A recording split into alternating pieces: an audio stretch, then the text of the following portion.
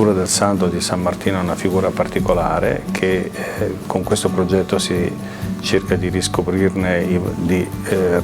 valori. Gli incontri sono stati diversi e tutti uno più interessanti dell'altro. Va sottolineata sicuramente la partecipazione attiva di tante pro loco, per il semplice fatto che alcuni di loro venerano il santo, quindi il santo è il protettore, il patrono del paese, della città, ed altri, come ad esempio la pro loco di Musile di Piave, che fanno da quasi 20 anni la festa di San Martino, che era più legato alla scadenza delle annate agrarie e alla festa del ringraziamento. Però comunque c'è stato un forte interesse. Questo interesse si calava molto nel progetto perché c'è un'immedesimazione dell'attività che si svolge per il San Martino nei confronti del progetto. La cosa importante anche che abbiamo sottolineato è sicuramente i valori, la riscoperta dei valori e la reinterpretazione di questi valori in chiave moderna, i valori che portava la filosofia del santo, che era la fratellanza, la solidarietà sociale, l'ospitalità e anche in qualche modo il senso civico. Il progetto continua, abbiamo coinvolto diversi stakeholder nella nostra azione progettuale. La nostra base di soggetti portatori di interesse è molto ampia perché coinvolge tutta la regione del Veneto. Abbiamo quindi fatto diversi incontri su base territoriale con gli stakeholder, coinvolgendo non solo le pro loco, che sono le dirette associate di UMPLI, ma anche altri soggetti che hanno un interesse nel portare avanti l'eredità culturale di San Martino, vale a dire le diocesi, associazioni culturali, comuni, altri soggetti che quindi hanno partecipato a questi incontri. Nel corso del nostro confronto con questi soggetti sono emersi anche gli ambiti di sviluppo di questo progetto su cui stiamo lavorando. Quindi sono stati definiti tre ambiti: l'ambito turismo, cultura e innovazione sociale, e è proprio su questi tre ambiti che si è quindi basato il concorso di idee che abbiamo lanciato a tutti questi soggetti. Il progetto San Martino Plus,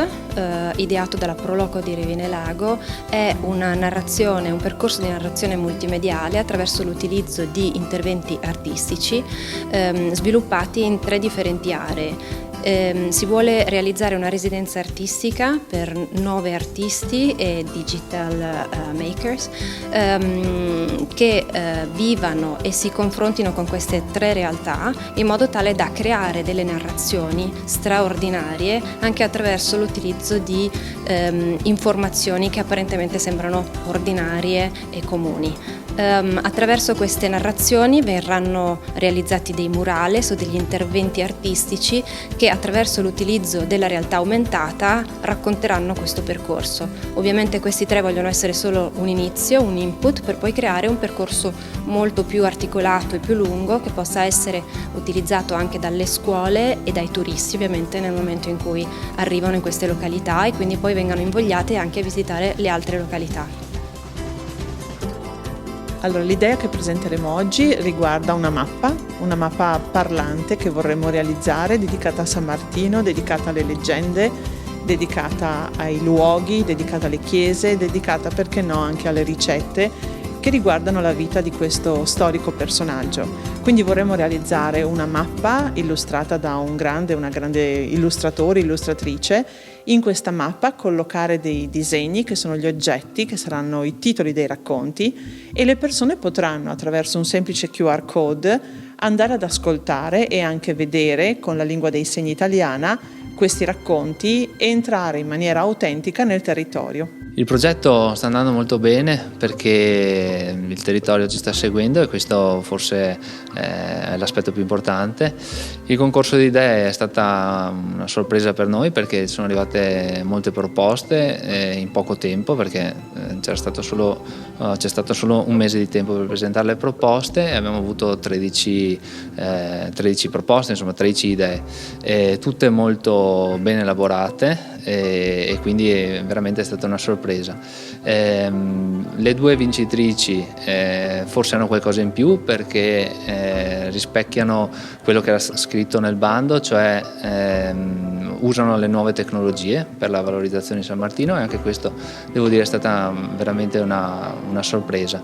perché vuol dire che l'interesse c'è ed è vivo per questa tematica, e abbiamo creato una giuria di 5 esperti in vari ambiti diversi, ma tutti con lo stesso focus, ovvero capire attraverso quale progetto potevamo valorizzare in maniera più efficace l'eredità culturale San Martino nel nostro territorio. Il progetto sta andando molto bene perché con questa rete di vari enti che appunto stanno collaborando per rivalutare la figura di San Martino, in questo momento stiamo lavorando proprio su vari fronti. C'è stato questo bando di idee, il bando di concorso con 13 partecipanti,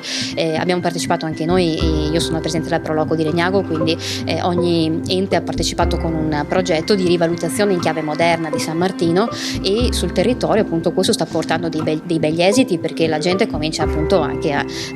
conoscere maggiormente la figura di San Martino e i legami che questa crea anche con l'Italia, il resto dell'Italia e l'estero soprattutto, perché questo è un progetto Interreg, quindi anche questa bella apertura a livello europeo proprio.